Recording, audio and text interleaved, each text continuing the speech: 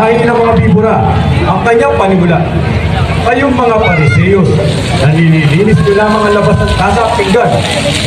Ngunit ang loob ay punong-puno ng kasakiman at kasamaan at aksilan ang paninyong mga Pariseyos na mapag-imbot sa unang likhang sinagoga.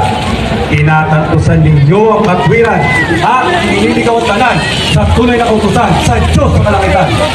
Aba ninyong mga doktores na mapagtulong-tulungan, iniimbot ninyo na kayo'y pagpagayan sa gitna ng lansangan, mga gawa ninyo'y pahong kataksilan at paghininlang sa bayan. Naghahangad kayong magsulat ng sugi ng karunungan. Gayon ang kaimbutan at kapalaluan ay talamak sa inyong katawan. Labis ang inyong kasamahan. Gayon labis sa mga ahas. Gayon labis sa pabigat sa bayan. Gayon mga wala naman nalala. Subscribe to my channel.